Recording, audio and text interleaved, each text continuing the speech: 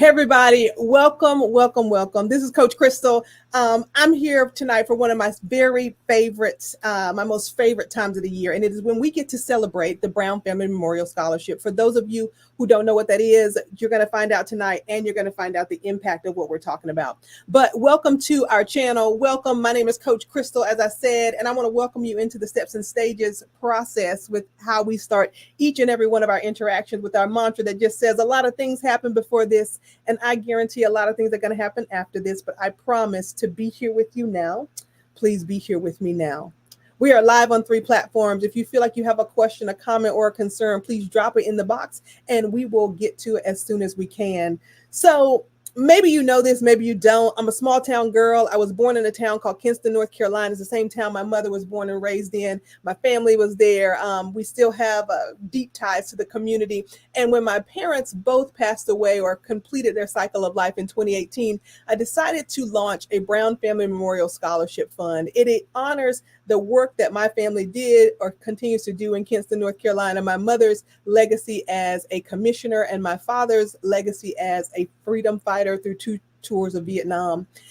For me, it is the way that we give back. And I believe that the only way we actually grow is to continually participate in a cycle of reciprocity, give and receive, give and receive. So tonight, we're going to meet the 2 recipients of the 2024 Brown Family Memorial Scholarship. And if you want more information on how you can contribute to the ongoing legacy of the scholarship fund, the link is now in the chat. You can feel free to jump over there. But right now, please put your virtual hands together and help me welcome Jordan Middleton and Kyonna Kelly. Woo! Welcome. How y'all doing? Doing good. Good. How are you? Good. I'm amazing. It's good to see y'all here again. Being a little girl from a small town, I just feel like what we do together continues to push the boundaries of what's possible from small town people and small town girls. So listen, here's what we're going to do tonight. I would love for you to just introduce yourselves individually, let people know who you are, where you're planning on going to school, and what this scholarship is going to mean for you. So, Jordan, you're at the top of my screen. Go for it. Okay. Hi. Hello, everyone. My name is Jordan Middleton. I will be attending North Carolina Central University to major in psychology. This scholarship will be very instrumental to me in my future success because it'll help me not have to worry about funds and financial issues. It gives me a little step forward to keep moving and focus on my passion. I love it. Welcome, Jordan. Congratulations. Kyonna, what's up for you? That was too quick. All right. Hi, my name is Kyonna Kelly. I'm attending Livingstone College, majoring in criminal justice. What do I plan on doing with scholarship? It'll help me come back to Kinston and try to do some community activities and not having my mom and me stressed about how I'm gonna pay for classes and books and stuff like that. Okay, that makes sense. Now, are either one of you first generation, first people in your family to go to college? No, I'm a second, actually. Okay, great. Okay, I'm the second, but the first for a full ride. Okay, that's still good. But hey, this is good. So yeah. So also, as a college professor, I want to just break down what some of this looks like for people who might not be familiar with this language. First generation college grads are usually segmented by the nuclear family, the people who are in your house. So if you're the first person in your household to go to college, you are considered a first generation college grad, right? So I am, in my family, the first person in my nuclear family to graduate from college. Now, on that process, there might be questions you have that people in your household can't answer. What have been some of the things in this process as you have been applying to college, being admitted, and about to start this new stage of life that you have had questions about? What am I going to do when I get there? That's the main question I keep getting asked. What am I going to do? And I honestly don't know. Yeah. Now, Kyonna just got there. Kyonna, what did you do when you got there? I had to get my key and my ID first. Okay, good. Entry is important. I just had to figure out how I was gonna put all this stuff because my house was full with Amazon boxes.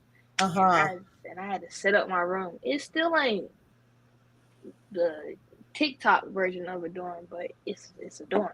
Okay, right. But More. TikTok is, TikTok is sometimes staged. So, let me ask you a question because I don't know the answer, Kyonna. Is Livingston an HBCU or no? Yes, ma'am. It's a Okay. private HBCU. Okay, so we have two recipients who are both attending HBCUs. For those of you who might be watching this broadcast and don't understand what that means both of these participants, both of these recipients are attending a historically Black college or university. And I think that goes a long way, right? Because to preserve the legacy of HBCUs in America, it takes a whole community of people. So congratulations. What made each of you choose the institutions that you're going to be going to?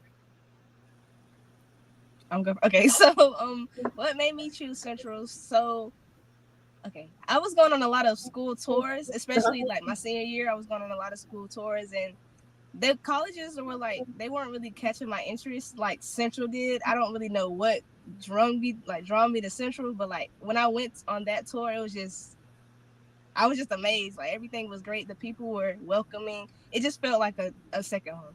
Okay, all right. We got a little eagle pride in the building. Eagle okay, pride amplified. okay, yes, ma'am. okay.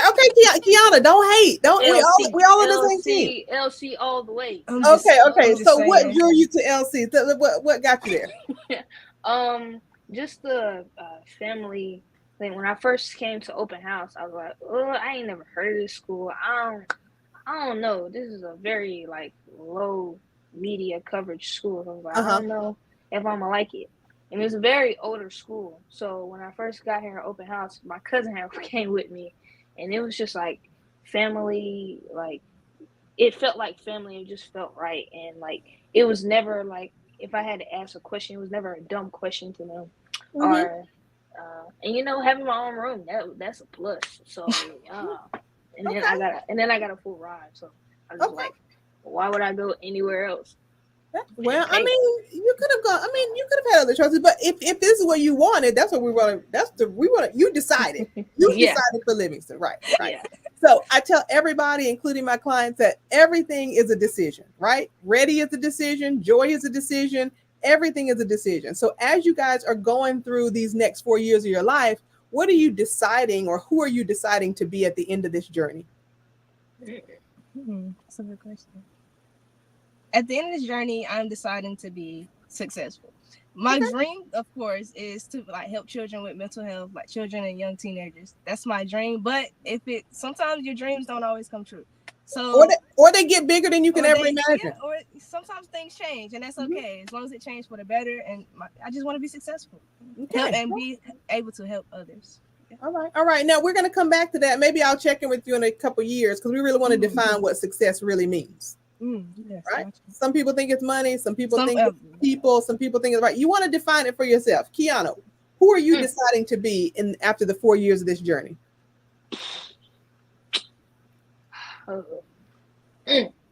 I don't want to.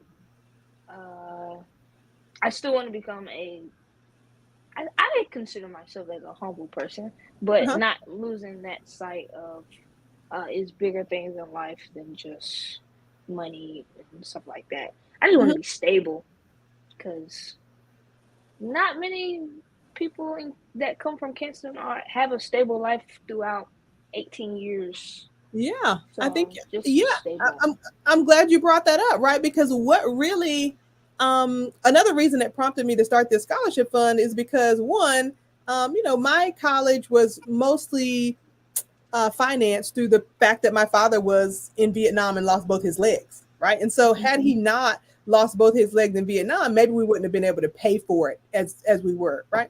Now, the other part of that is that some people have been giving to this scholarship fund. They're like, well, Crystal, it's only $500 per person. What are they going to do with $500 to go to college? And it's because in their mind, they're looking at bigger incomes, bigger household incomes. But I just want to say to this particular platform and people who are watching, if you're considering giving to this particular organization, what I need you to understand is that the median family income in Kinston, North Carolina, the annual income is $24,000. That's the median household income. And so $500 not only takes the pressure off a parent's weekly salary to be able to provide for their children, but it actually gives the students, these two people you see here, the autonomy to be able to be individuals and provide for themselves, right? So what might not seem like a lot to some people actually goes a long way in the lives of these scholarship recipients. So I just want to say that out loud, because I think, some people come from different backgrounds and they actually don't understand what this actually can do for a person. So the other thing I want to just check in with y'all about before I let you go and before you get on with your pep rally, Kyonna, and start getting your Amazon boxes together, Jordan, is what would you say to two people? Your younger self, let's say your 10-year-old self, and then what would you say to your 30-year-old self? Right. Oh, my Lord. Yeah, that just got real deep. Okay. What have you learned and what do you want? To my younger self, I would definitely say I am so proud of you because I'm not going to go too deep, but I've been through some things that, especially at the age you specifically named, I've been through some things, and at some point in time, I was almost over it. I just didn't want to keep going, but I'm so glad I did because look at me now. Like, I'm so proud of myself. Good. All right. Let's go young. Think about your 30-year-old self. Okay. I know it probably seems like, whoa, my God, that's ancient, but just think about it. Kyonna, what would you say to the 10-year-old? Jesus Christ. What was I doing at 10? I was dribbling the basketball at St. John. Probably just to keep pushing and try to look at have fun, but stay true to yourself and not put too much pressure on yourself. I think at 10, I put a lot of pressure on myself, especially living in St. John and taking care of my grandma with my moms. So I think, 30? Okay, think about it. We're going to go back to Jordan. Jordan, what you saying to the 30-year-old? Let's see. To my 30-year-old self, I would probably say, don't give up. I got this. You got this. Because, as you get older, life does get harder, especially now. Like, everything is just, it's inflation, more responsibilities. Everything would just be piling up, especially in my 30s. Because, like, in my 20s, I'm still thinking, I would probably still be thinking, like, I'm still young. I got this, yada, yada. And then 30 hit me, and it just hit me. I'm be like, oh. So just don't give up. Keep going. Okay. All right. Yeah. Kyonna, what you got for your 30-year-old self? I would say don't forget where you come from. And try to, even if you're going through your own stuff, try to help who you can. Yeah. Yeah. Yep. Okay. All right. I'm just gonna chime in because I've already passed 30. I'm just gonna say it to you. Just want to put it out there. There's always something you have to give that someone else would need. Just remember that. Your circumstance, your situation, or your condition will never define who you are. It will just define what you're going through. And going through something proves that you have already overcome the worst days of your life. Right? So at every stage, when something gets hard, I want you to remember whatever's happening right then, you've already overcome the worst days of your life. So why is this going to be any different? You're going to win again. Dang, I needed that advice a couple of months ago. That's okay. You got it now. Now you can hold it for the rest of your life. Yeah. Senior year was yeah. Oh yeah. That's just your there's gonna be another senior year in a few years. Oh, and that's my. Okay, I'm just saying. You've already gone through one senior year, you can get through another one. That's all I'm saying. Listen, I want to say publicly that I'm proud of both of you. I'm excited for you. I want to be able to support you in all that you do and all the ways that you grow. So please keep in touch. Stay on after this. We're going to check in for just a second. But for those of you who are joining us, I want to thank you so much for your commitment to supporting this fund, for your commitment to supporting this platform, and the ways that you are pouring not only into me, and we're pouring into each other as we transform the lives of others, but please continue to reach into whatever your resources are and keep this scholarship fund alive. Students, future scholars, amazing people like Jordan and Kyonna are depending on you. And we want to thank you so much for tuning in. This is the Brown Family Memorial Scholarship 2024 announcement. Please share it with your family and friends, and we look forward to your support. Thanks so much, everybody.